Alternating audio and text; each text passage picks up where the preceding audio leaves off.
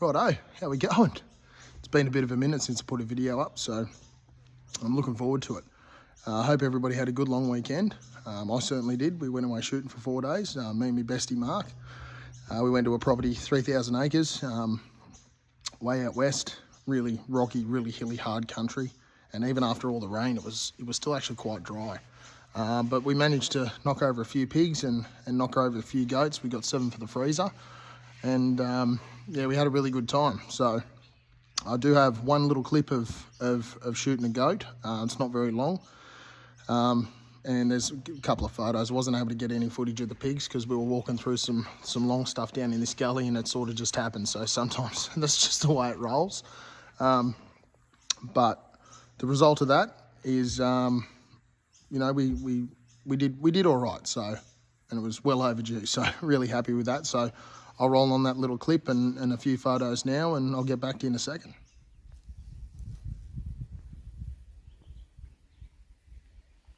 Matt.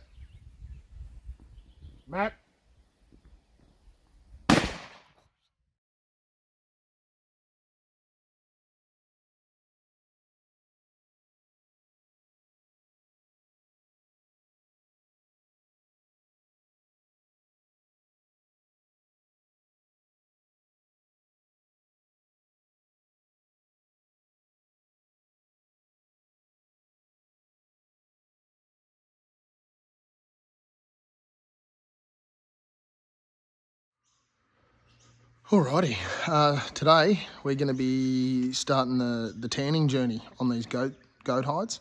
So when we took them off the beast, they were salted. Lay them out skin side out until they're cool to the touch. If you roll them up when they're warm, it creates bacteria and you get hair slip, and doesn't really sort of go real well. So they've all been salted down. I keep them in Hessian bags so they can breathe and all the fluid can drain out. So we've got a bucket fill in there with some soapy water. Give them a bit of a rinse. Billies are a bit stinky, so we'll give them a bit of a rinse, and then we're going to flesh them. Got my fleshing tool there. Doesn't take long to flesh them. It's a really primitive setup. The old fleshing post that I had didn't sort of last the test of time, so it's going to be a little bit of a hard one today, but it's going to be a bit of a juggle and whatnot, but we'll work it out and it'll be all right. But I'll show you the way I do things, and we'll get them fleshed and we'll get them salted again one more time, and then we'll get them in the tanning solution in a day or so. But yeah, stick with me and I'll show you how we do it.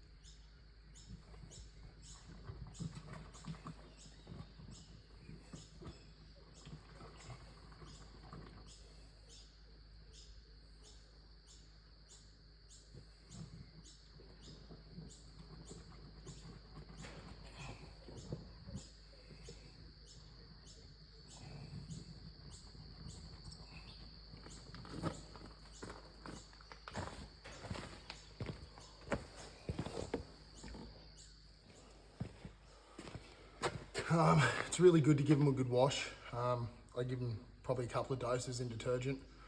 Like I said, the smell, and once you get a bit of blood and stuff on there, it's you can get a bit on the nose, but it also helps to loosen up all the any matting in the hair, and it just makes it a bit easier to work with. So I've just finished washing that first big billy out.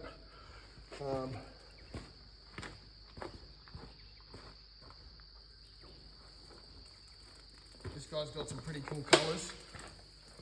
He's going to look pretty cool when he's done. So yeah.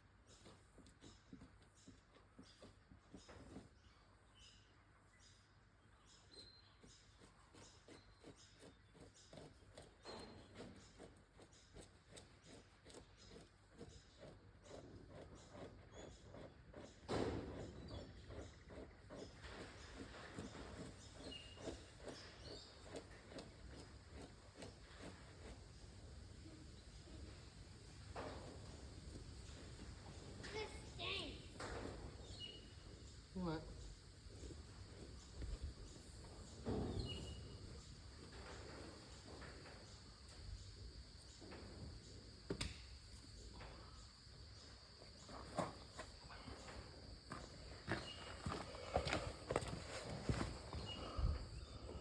All right, so after a good 40 odd, probably close to an hour of fleshing, that's how the back should look.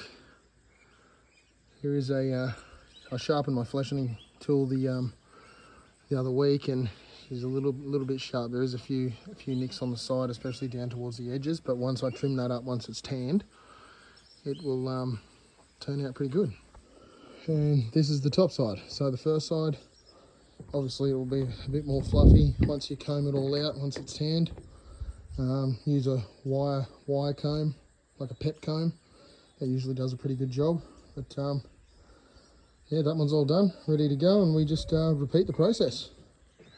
All right, so after nearly probably an hour and a half, 2 hours, fleshing's not easy. It's really not easy. Having a fleshing pole, like having that round back post that I had leaning up against myself, does make it a bit easier. If you don't have something like that, it can be quite problematic, but we've got 3 done. Coloration on the backside is good. Absolutely, that almost looks like it's nearly been tanned, like a chromium tan. But yeah, so that's how they go, and that'll be the end to part 1. I've still got another 4 skins to do, so I'll finish them and we'll keep the flow going. But yeah, we'll stay tuned for part 2 and see how they turn out. Have a good one.